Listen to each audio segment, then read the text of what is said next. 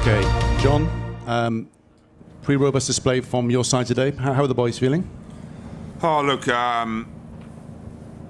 disappointed in the dressing room. You know, we came here today with high ambitions and felt as though at times we had England under pressure in the game, but it was, you know, our errors, you know, some critical penalties, some critical turnovers, you know, allowed England to come back into the game, and stopped us from, you know, critical turnovers stopped us from building any momentum when we just were we're just starting to get back into the game. Okay, questions please. Bola John, first of all, just reading even the feedback coming from home, while the result didn't go in our favour, the scrums, we managed to win tight heads against England, and the forward play today definitely showed a lot of improvement. Oh, look, the set play was good. Yes, needs to be at this level. And just on the kicking side of things, you mentioned a bit on off day. Ben started kicking first before Nemani. Any particular reason for that, John? Oh, look, there was the players' call on the field, maybe the way they feel at the time. Yeah, I mean the pressure of playing in the big stadium, you know, with maybe the players felt that a little bit today. But you know, if we could have picked up some points there when when the score was 18-11 and we were sort of getting a little bit of momentum back into the game, and you know, if we couldn't have picked up 3 or 6 points, then you know the final 20 minutes could have been different.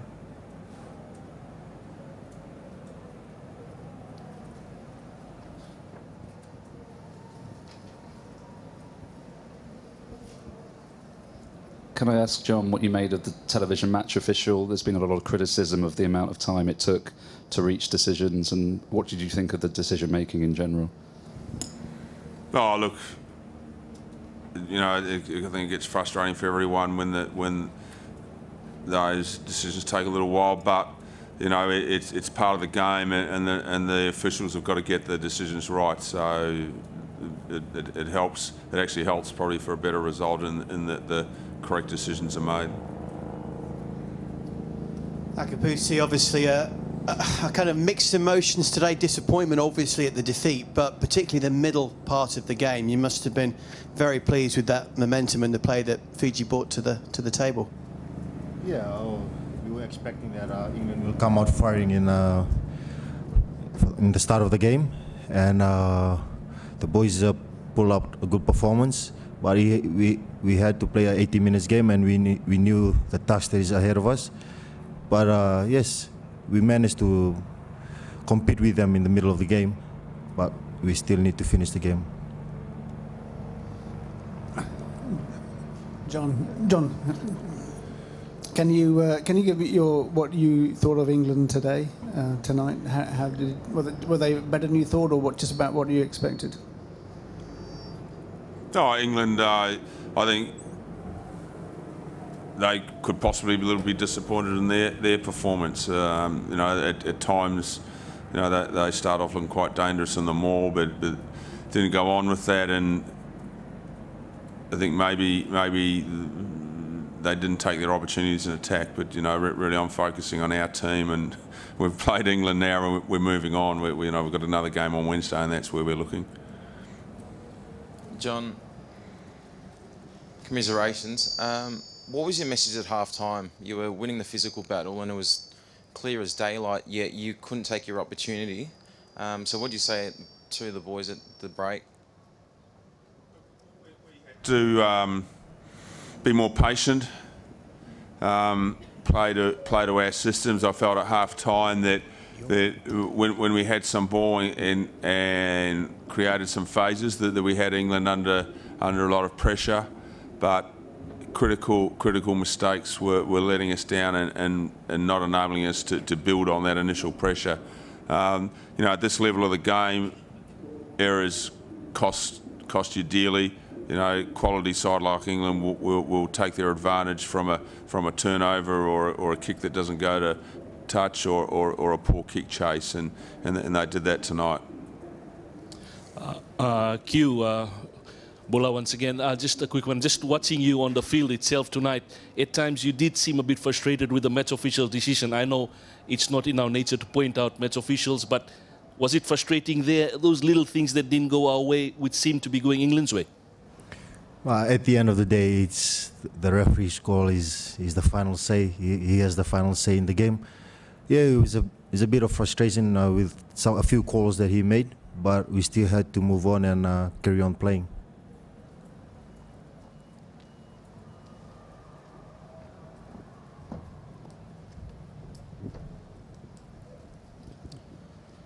John, in a lighter term, Ben Volavola had a shocker. Why wasn't Matavesi brought into the game?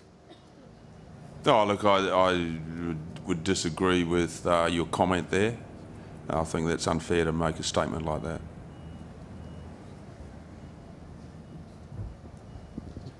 John, obviously it is, as you spoke about before this match, a very tight turnaround to the second game. Do you feel you'll have to make a fair degree of changes? And has anything that happened today, in light of this, made you think possibly of even more? Or?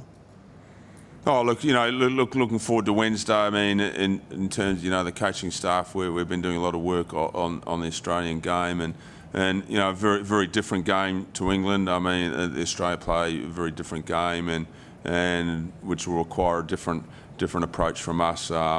You know, we've got some players who were not involved in the 23 at all today who will come into the team, and perhaps some of the players that were on the bench will start, and that was always our plan.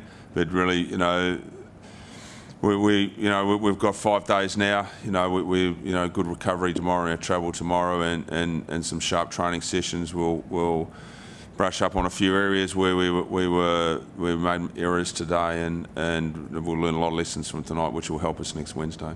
John, from what you've seen today, can Fiji still cause a major upset in this pool? Oh, look, this pool was not decided tonight, that's for sure.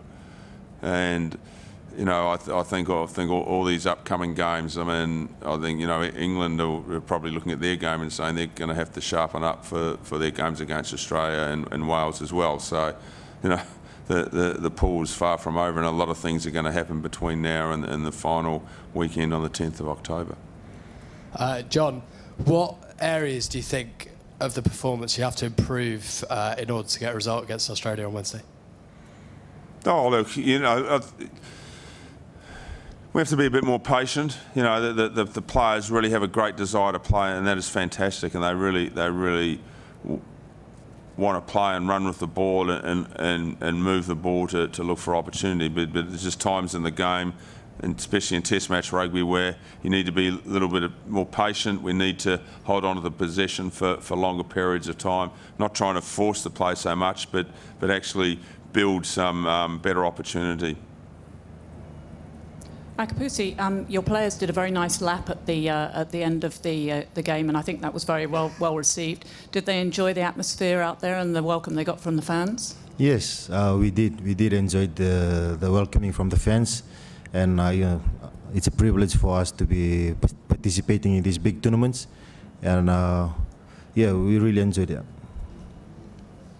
Yeah, Q, just getting the feedback back from home. Fiji was virtually at a standstill, and as you predicted and John predicted earlier this week. So just your message to the fans back at home in particular, and the Fijians who turned up here with the flags as soon as you got off the bus. Yeah, a big binagabakalevu to all the fans that came out in numbers to support the Flying Fijians, even though the result didn't go our way. But we've got another big game on Wednesday, and we're really looking forward to it. Any more questions? No? Okay, thank you very much.